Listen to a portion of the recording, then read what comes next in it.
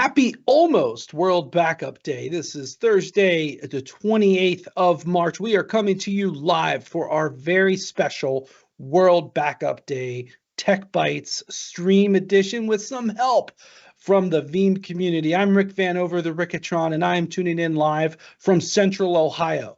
We've got our producers running the map, and we will light it up based on where you all are coming from. And so let's bring in the panel. We've got a great set of people up first, and start with the lady, one of our best in the community operations, Madalina. Good day and welcome to the Tech Bites show.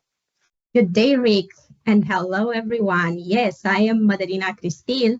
My main focus, as Rick mentioned, is Veeam communities, and I am in charge of the global operations, getting to work with all these amazing, super knowledgeable people that are part of our Veeam community. And this is the best part of my job. And I'm happy, super excited to be here with Tyler and Derek. Tyler, welcome. This is, I think, your first time on one of these streams, but give us a brief intro, Tyler. Welcome. Hi, yeah, I'm Tyler Jurgens. I've worked with a lot of different backup products and whatnot. I really kind of cut my teeth with Veeam. Veeam's an amazing product. Outstanding. And Tyler's joining from Canada. We were just talking about snow and ice, and it is real. Next up, just a little bit south of that, but still gets proper winters, Mr. Derek Loseke.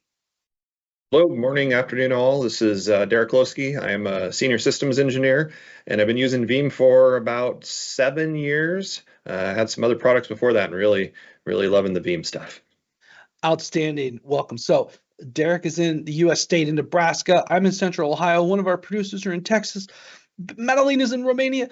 Tyler's in Canada. And maybe we could take a look at the map right now, but let us know where you're joining us from, because we've got this click situation. I see a couple of people coming in already, and the community events always do really well. So I want to see what we can do. And already getting heckled from Sir Jeff over in Canada. Jeff, I'm not going to change the color of Canada for you, but yep, hat tip to the aces in the house. All right, so Madalina, the topic here today, yeah, we need some more Europe representation. Let us know who's tuning in. Madalina, the topic is World Backup Day, and why, what, how, why are we here?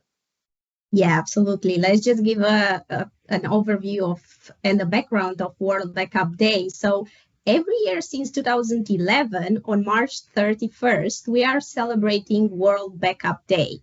And we are trying to create awareness of the importance of backing up our data, from like personal data that could be like pictures or videos to music, anything that could be important. It's in a digital format and can be important for us, to businesses data that can be critical, like for business continuity. And as you can tell, March 31st is the day before April 1st. So now I'm going to ask the public, why do you think is that? Maybe we get some answers. Let's see if anyone is faster than me. I don't think so. But yeah, strategically chosen because some people like to play pranks or tricks, and we want to make sure our digital things are safe, right? So that's why, the March 31st is the day chosen for the World Backup Day. So now what I want to do is like share some facts on backups. Did you know that 21% of people never made a backup? Did anyone know that? Yes? No? That's surprising. I've never done any backup. Yep, exactly. I was surprised to find out that as well. Another fact is that all hard drives eventually fail. Well, that's not surprising, but only 50% of data recoveries actually succeed. How about that one? Did you know that? Surprised? Not? That's not a Veeam stat, I'll tell you that. That's not a Veeam stat. Because it just works. No, yeah. That's not a Veeam stat, but I do have one. Just bear with me. Before that, small businesses that experience catastrophic data laws tend to go out of business in less than a year. Surprising or not? Not surprising. No. Okay. And one from our data protection trends report in 2024, thank you, Dave, Jason, and Julie for that, 26% of businesses stated that they were attacked 4 or more times in the past year. Surprised or not? No, because you read the report, right? That's why it's not a surprising fact. Well, I think it's higher because they don't know it yet. There's also that, the threats are out there. So. Okay, that's a fair point as well. Yeah, absolutely. So what do you think? Now I'm asking everyone that is listening to us, what do you think? Do we need to have multiple copies of our data or not? I'm looking at the chat. It's more like how many copies do we need? Yeah, how many copies? That's a better question, actually. But Derek, Tyler, Rick, how about you tell us some stories that validate the need for backup in our daily lives? Maybe like either a successful story or a failure. How about that? Well, I've got a good success story, and it hits a little close to home. And like, I work at a service provider. We specialize in backup and disaster recovery for customers. So I hear stories all the time, and I could, recount numerous tales from our customers on what their issues have been and how backups have either saved them or not. But this story comes a little closer to home, right? Like, I've had some backup files, some data for my father who had passed a few years earlier, and it was stored on a hard drive at home, and that hard drive ended up failing on me. That's all hard drives do. Madalina had mentioned that earlier. So, this is data that I can never get back, pictures and videos and whatnot that it will never be able to be recreated or found any other way. So I went to my backups. I, grabbed it from there, recovered it. It wasn't the fastest. It wasn't a Veeam instant recovery, but it was there. I got all the data back, and I was able to recover those memories and keep them close to home. So that's my success story. Yeah, thank you for that, Tyler. Derek, do you have any story to share with us? Yeah, that story kind of hits so close to home too for me, because I'm the same way. I have all of my family photos and videos backed up, and I have a copy of them in immutable cloud storage because that's important. But, I had a client a couple of years ago that we had warned them they had some really old infrastructure when we onboarded them. And, we told them, we physically took them to the server room and told them, if this stuff fails, your data is gone, and you're a hospital. It's a small rural Nebraska hospital. So, there's not a lot of redundancy there. There's not another hospital in town that they can just drive over to. And, I think it was about a year later that their storage array, it had a failed controller on there that was unknown, and the second controller failed on the weekend. And so it was escalated up to me, and I had to go on site there, figure out, the storage array has completely failed. And fortunately, I had brought hardware with me. We were able to build a new host up and go grab our configuration database from our Veeam Cloud Connect provider, download it, and then we could start restoring. And it did take some time to restore because we did have to build a new backup server. But we did have that same day, we still had the hospital back up and running. And I tell you what, they learned their lesson. They finally signed that check to go put that new infrastructure in there. But the backups are what really saved us and got them back up and running quickly. Well, that's fantastic, Derek. I mean, I think that everyone has those types of stories, and also, especially both of you offering advice to the market. I offer advice to the market too. It's always difficult when it's not well received. It almost takes these eye-opening moments to make it stick. All right, speaking of eye-opening, my eyes are open looking at the map.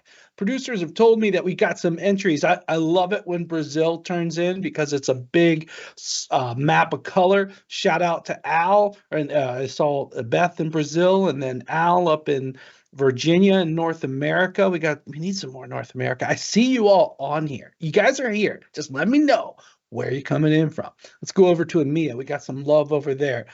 How about South America? South Africa is in the house. I don't even need to look at the cues for that one. Let's go up north, and we've got UK with Mark, and we've got Germany, Italy. Hey, Federica, one of our best friends. Oh, Pete's coming in from Chicago. I'm doing that North American guilt. I love it, love it. Now I'm going to get some entries.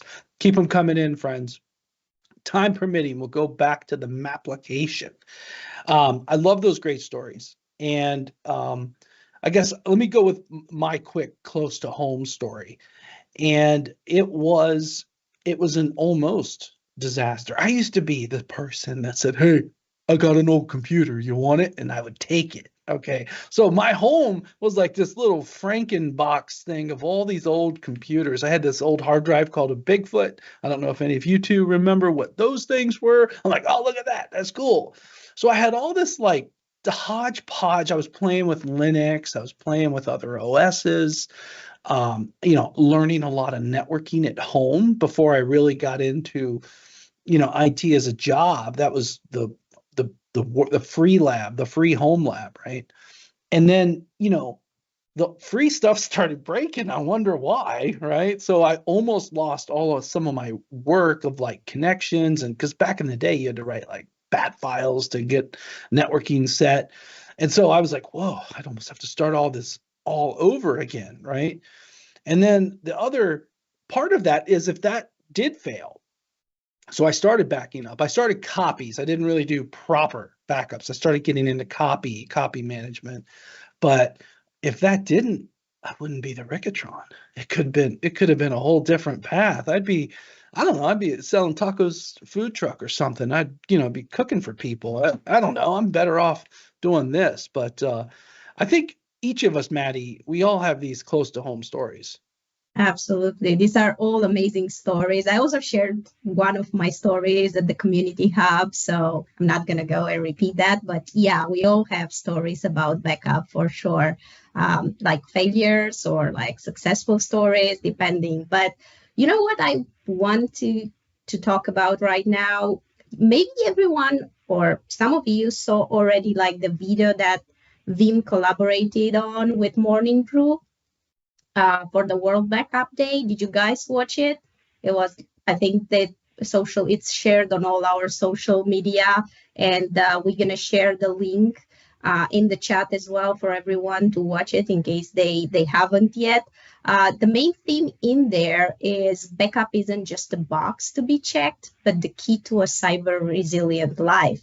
And Neil from Morning Brew is asking his colleagues, it's actually a really fun video. He's asking his colleagues, what is the data they can't live without? And he really gets some funny answers. In there, you're going to see it's about like a mug with Veeam logo as well. And that's going to be so fun to watch. So, we share the link in the chat. But what I want to ask the three of you is like, what is a piece of digital content that you can't live without? Well, for me, I mean, I think there's a ton of digital stuff I couldn't live without, but the real thing for me is a multiple monitor setup when I'm at work, or even at home. I've got, looking around me here, I've got 6 different monitors surrounding me in a big U shape around. I don't know if I could be productive without being able to, have my Veeam up on one screen, my email on another, live streams from Veeam on another screen, whatever I'm doing, those multiple monitors really make it possible for me to be, multitasking as much as humanly possible. That's for me what I need. Okay, thank you for that. And Derek? I definitely agree with the multiple monitors. I also have 6 here. I just set up a 4th monitor on my main setup. But I tell you what, the thing that really that I probably can't live without, and my family would completely agree with me because they see it too, is my cell phone. Because honestly, the amount of data that I can reach with my phone, the amount of communications that I have with my team, keeping on top of industry trends, just all of this information at my fingertips in my pocket with me all the time. It'd be a hard time not having that with me. Yeah, thank you for that. I have to agree on that for sure, Derek. And Rick? Do you have any? Oh, if I could not live without, I'm going to give you two answers. One is broad stroke connectivity. Having spent the first part of this week in caves, we were on our spring break and we went deep into some caves, and not just the caves, but the place around it had no connectivity. And it was part wonderful, but part FOMO because I didn't see the funny video that came out and came in all bright and chipper this morning with Madalina. But the other thing I couldn't live without, this is honestly something crazy. I've got quite the collection of recipes at home, family stuff I've made. And, I'm seeing Tacotron in the comments. It may work out if I get into the food truckery business, but my recipes and the connectivity, Madalina. Okay, that sounds fair. Okay, good. So now I think we can maybe share some final thoughts before we actually go. Tyler, would you have any final thoughts to share for the World Backup Day, or our public today? Sure. I think, testing your backups is critical as well. It's one thing to make sure you have your backups, but verify them, right? That's critical step.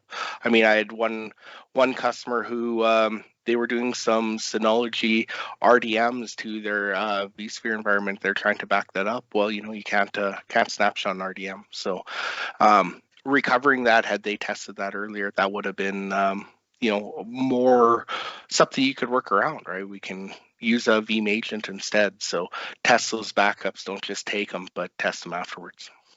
Yeah, that's definitely a good advice. Derek, any thoughts, any advices? Yeah, absolutely. I agree with Tyler on that. Backups, testing, Sure Backup, those are Sure Backup is a hugely, underutilized feature, I think, of Veeam backup and replication. And also monitoring, making sure that you're getting your alerts from your backups and that you're not becoming tone deaf to them because you get an email every day or multiple times a day. Definitely paying attention and looking for those backup failures. That story I shared earlier with the hospital, we backed up or we restored all of their VMs except for we had a domain controller we didn't know this, but it was also a file server and it hadn't been backed up for a couple of days. And so I had to do a little extra legwork to get their storage array back online so I could get that little bit of data that, I had missed because I wasn't monitoring those backups closely enough. Hey, thank you for that. I think the map is ready. Maybe Rick, can you? Yeah, I'm going to do the map here. We've added Illinois. Thank you, Pete. Shame on the rest of you for not sharing where y'all are coming in from, but we've added Illinois and more people in Canada. Canada loves us. That's cool. We've added Belgium in Europe. Welcome. I need to go to Belgium. I heard they're really good at the little things like waffles and French fries and stuff like that. I'm hungry. And chocolate. There you go. And welcome, Thailand. I'm not even going to try that name. And welcome. Thank you. That's it. I would stay up for this. That's great. And we just added California and Peru as well. California and Peru. So appreciate everyone tuning in. But I've got a really crazy story. I love your pieces of advice there, Derek and Tyler. I want to add a Veeam twist to it, and specifically testing backups, testing recoveries for sure. But let me give a kind of a different twist on that. I would recommend people go through the drill, not in an emergency situation, of a recovery of a different type.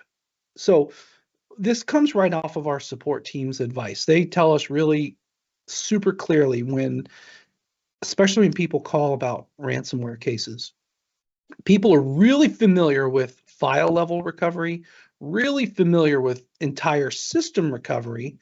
I'm looking over on my wall. This is a version 9.5. You can't see it on the camera, but there were 91 ways to recover way back then. All right. I don't even know where we're at on 12.1, but like an application item, some of the explorers, go through the drill. What if you want to just recover a virtual disk? What if you want to convert to a new platform like the cloud or a different hypervisor? replication, pulling data off tape.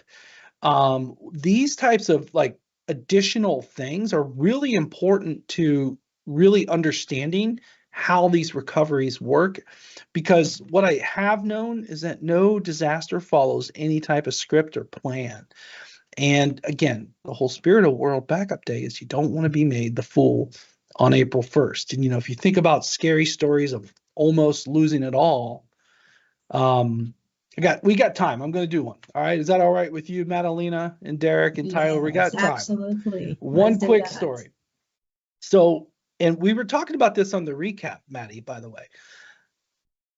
In the 2000s, I was an engineer in the supply chain automation system. And this is the scariest thing to say, but these are like super high uptime systems that, quote, didn't have time for backup. Okay. Now they truly were super high uptime systems, but I have stepped on that rake before. I'm not going to go down a path where I am not going to be able to protect, because I was deploying the solution. We're tweaking code, all that kind of stuff, real time. And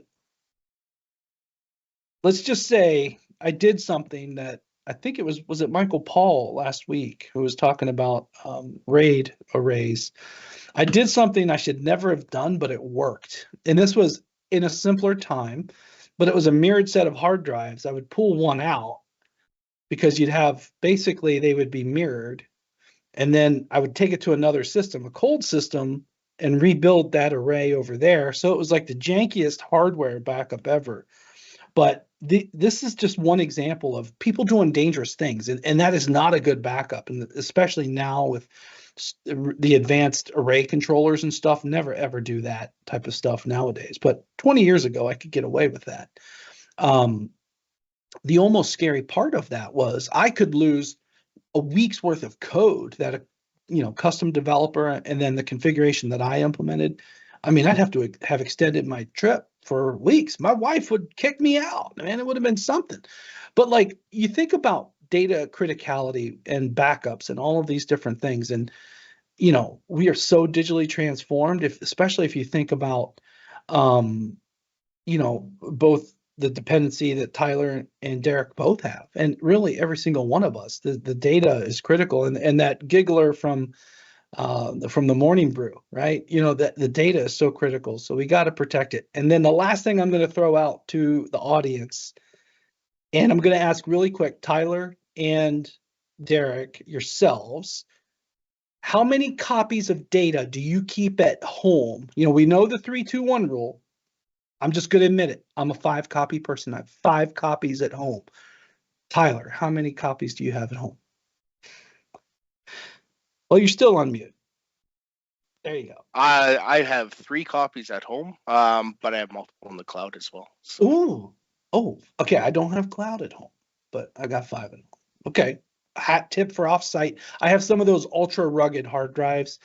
I probably now with the new internet connection could push it up. And Drew was giving me some noise at Wasabi. He's like, "You're not using that free account, man." I'll try it. Derek, how many copies do you have at home? I've got 2 copies right now. I'm setting up another NAS for a third, and then I mentioned I have that immutable copy out there in Wasabi. So for me personally, I'll have 4.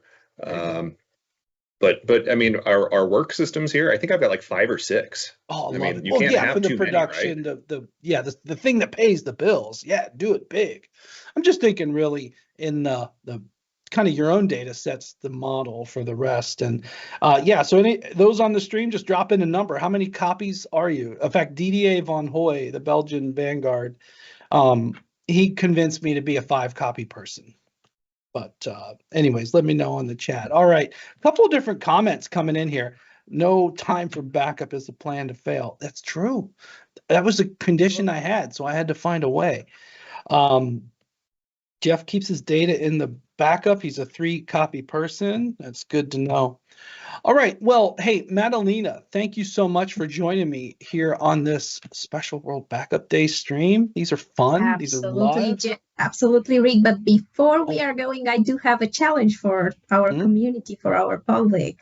Just like, think about one piece of data that you haven't backed up yet. And if you lose it, you will regret it big time. Is there any piece of data that you haven't backup yet? If you have something, then what are you waiting for? Just do it today. Don't wait for tomorrow. Good advice. Get on it because something else might get on it before you do. Oh yeah, Crepezilla. Matt has please don't forget to document. Please, I put please in there. He's from Canada. I'm making him sound nice. He didn't say please, but Matt says don't forget to document your restore procedures for all your different backups, especially the cloud account credentials. Matt, that's a really good one because the data sitting there without the encryption password or how to get there makes it a little bit harder to get to. So good piece of advice.